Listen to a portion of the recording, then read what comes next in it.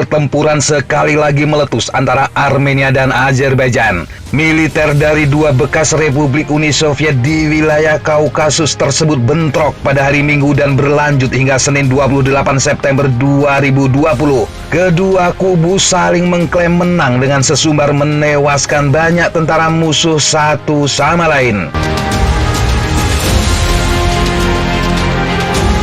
Di jantung konflik yang telah berlangsung puluhan tahun itu adalah wilayah Nagorno-Karabakh. Daerah ini diakui sebagai bagian dari Azerbaijan tetapi dikendalikan oleh etnis Armenia. Negara-negara tersebut terlibat dalam perang berdarah di wilayah itu pada akhir 1980-an dan awal 1990-an. Meskipun mereka menyatakan gencatan senjata, mereka tidak pernah berhasil menyetujui perjanjian damai. Nagorno-Karabakh adalah bagian dari Azerbaijan tetapi populasinya mayoritas adalah Armenia. Ketika Uni Soviet runtuh pada tahun 1980-an, Nagorno-Karabakh memilih untuk menjadi bagian dari Armenia hingga memicu perang yang berhenti dengan gencatan senjata pada tahun 1994.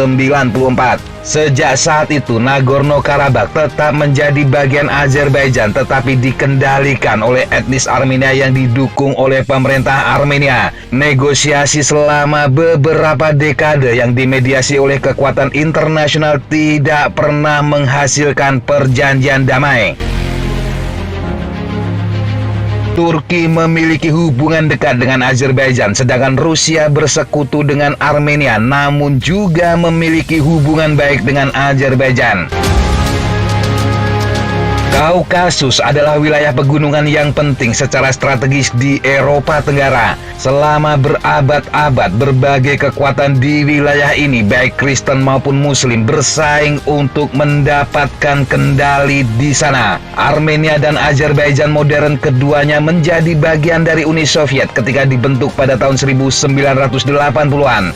Nagorno-Karabakh adalah wilayah mayoritas etnis Armenia, tetapi Soviet saat itu memberikan kendali atas wilayah tersebut kepada otoritas Azerbaijan. Orang-orang Armenia di Nagorno-Karabakh mengeluarkan beberapa seruan untuk dialihkan ke kendali otoritas Armenia dalam beberapa dekade berikutnya. Tetapi hal itu baru terwujud setelah Uni Soviet mulai runtuh pada akhir 1980-an dan parlemen regional Nagorno-Karabakh secara resmi memilih untuk menjadi bagian dari Armenia.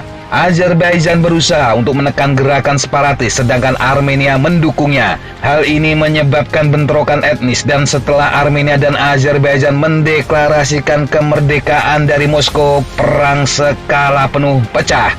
Puluhan ribu orang tewas dan hingga 1 juta orang mengungsi di tengah laporan pembersihan etnis dan pembantaian yang dilakukan oleh kedua belah pihak.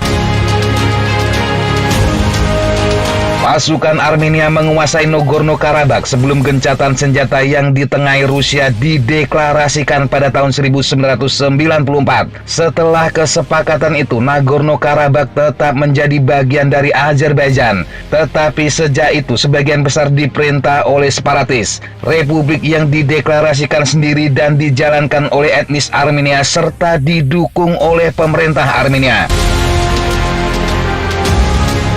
Gencatan juga membentuk garis kontak Nagorno-Karabakh yang memisahkan pasukan Armenia dan Azerbaijan. Pembicaraan damai telah berlangsung sejak saat itu di mediasi Organisasi untuk Keamanan dan Kerjasama di Eropa, Minsk Group, sebuah badan yang dibentuk pada tahun 1992 dan diketuai oleh Prancis, Rusia, dan Amerika Serikat. Namun sejauh ini perjanjian damai belum ditandatangani. Bentrokan terus berlanjut selama 3 dekade terakhir. Gejolak serius terakhir terjadi pada tahun 2016 ketika puluhan tentara di kedua belah pihak tewas. Konflik tersebut semakin diperumit oleh geopolitik. Anggota NATO, Turki adalah negara pertama yang mengakui kemerdekaan Azerbaijan pada tahun 1991. Mantan Presiden Azeri Haidar Aliyev pernah menggambarkan keduanya sebagai satu bangsa dengan dua negara. Keduanya berbagi budaya dan populasi Turki. Sementara Presiden Turki Recep Tayyip Erdogan telah menjanjikan dukungan bangsanya untuk Azerbaijan. Apalagi Turki tidak memiliki hubungan resmi dengan Armenia. Pada tahun 1993, Turki menutup perbatasannya dengan Armenia untuk mendukung Azerbaijan selama perang di Nagorno-Karabakh. Sedangkan Armenia memiliki hubungan baik dengan Rusia. Ada pangkalan militer di Armenia dan keduanya adalah anggota aliansi militer Organisasi Perjanjian Keamanan Kolektif atau CSTO. Namun Presiden Vladimir Putin juga memiliki hubungan baik dengan Azerbaijan. Moskow menyerukan gencatan senjata.